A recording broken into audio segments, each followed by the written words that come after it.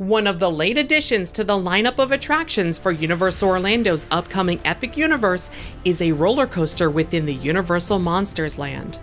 Originally designed as an indoor theater, permits and plans changed early last year. Now, a year later, most of the coaster track has been installed and even themed elements are being added. Let's check in on the progress and rumors for this ride, as well as the rest of the Universal Monsters Land in today's news update. Universal's Epic Universe is set to open by summer 2025 and is being built 2 miles south of the current Universal Orlando Resort. In the short time since our last update, the framing for the second statue has been added within the lagoon at the How to Train Your Dragon Land. The facades at the Wizarding World are looking more and more finished with every day, and the future arch near the land's entrance is starting to be constructed now. The portal to Super Nintendo World is making quick progress as well, with the enclosed warp pipe section installed.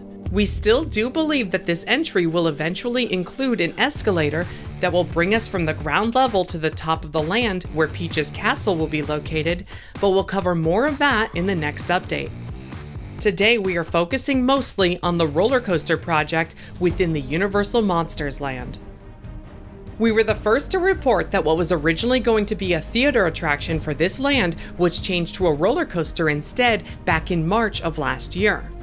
Permits at the time only hinted at the change, but it didn't take long for footers to start showing up for this then rumored coaster. Cut to today, and more than half of the roller coaster's track has been installed, and we're even starting to see some themed structural elements be added around one of the ride's launches. We still believe that this attraction will be a family spinning roller coaster, manufactured by Mack Rides. The layout for the coaster is somewhat short and also mostly low to the ground, without any inversions. The rumored spinning element should add a touch of thrill, but for the most part it appears that this ride will be for families and will not be an extreme coaster. Matching the updated site plans from last year, the station structure and maintenance bay have been constructed at the edge of the land. The maintenance bay is along the side of an access road, so coaster train cars can be brought in and out easily. Track sections have been installed for taking trains off and putting trains back onto the main circuit from this maintenance building behind the station. It looks as though the station will be able to hold up to 2 trains at once, with one parked at the unload area and another at the load area. There has been some conversation within the coaster fan community over the direction of travel for this attraction, but I believe it will travel counterclockwise, starting the ride on the side closest to the park's hub. The ride will not feature any type of lift hill, instead using launches in 2 parts of the ride. This overlay graphic from Tommy Hawkins shows what we believe the fully completed track layout could look like. It also adds in possible pathway layouts and some digital trees to give you a sense of how the area could look once it's completed. There does not appear to be any more track for this coaster than what you see pictured here, as most pieces that have been delivered on site have already been installed. Plus, all footers for additional track to be installed have been accounted for in these overlay graphics. There is what appears to be themed structural elements being installed here around what the site plans call Scene 2. This barn-like structure is being built around this ground level launch section of the coaster.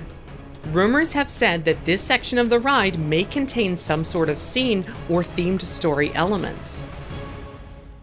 One possible theory for this section of the ride has this as not a single launch, but instead a swing launch that goes both forwards and backwards.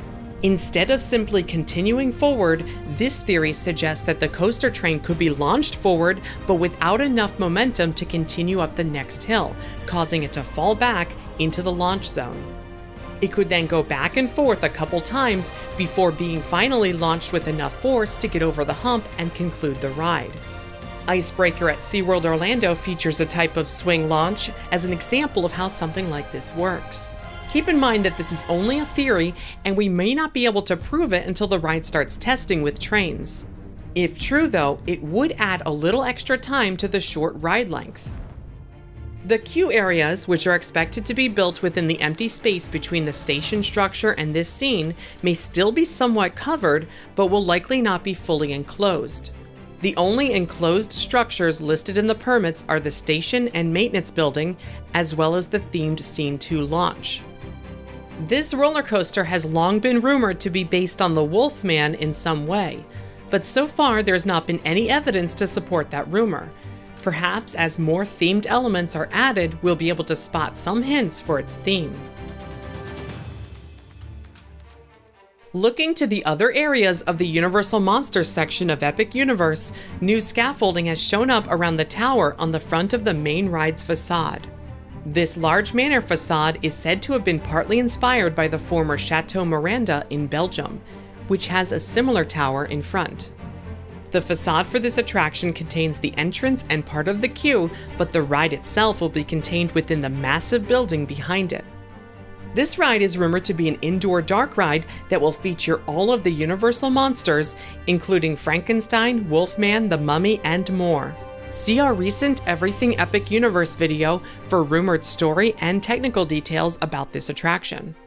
Work is progressing on the retail and dining locations that will make up the village areas of this land. The roofs for both of these structures look to have been installed, and more framing for the themed facades have been put into place. The structure on the left side of the land's entry will be the area's main gift shop. It will also contain the largest restrooms for this area.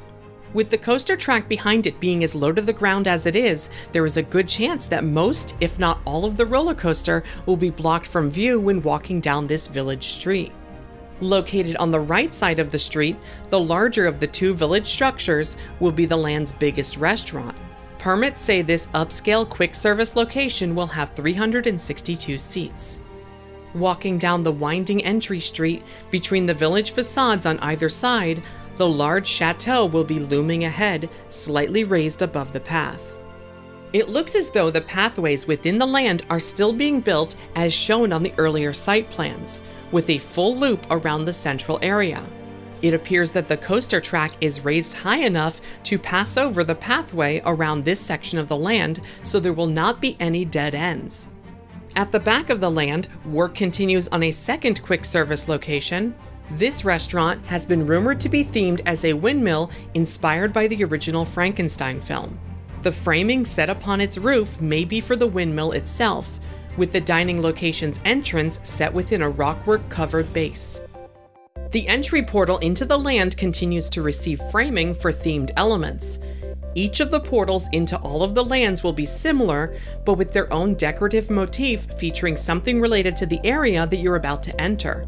Rumors say that this portal will feature an electrical tower on top, surrounded by tree roots. Here's an overview of how the entire Epic Universe site looks now. And we'll be ending today's update with a look back at how the park looked just 1 year ago. This photo was taken February 18th, 2022. Now just imagine what the park will look like a year from today. A big thank you to BioReconstruct for the amazing aerial photographs, and thanks to Tommy Hawkins for help with the coaster overlays. You can follow both of them on Twitter for more theme park images. See our last update on Epic Universe for more insight into the latest construction progress, and be sure to subscribe to the channel to never miss an update. For even more information, as well as behind-the-scenes posts, your name in the credits, and more, consider joining our Patreon to support what we do. Patreon.com/themeparkstop. Thanks for watching. See you next time.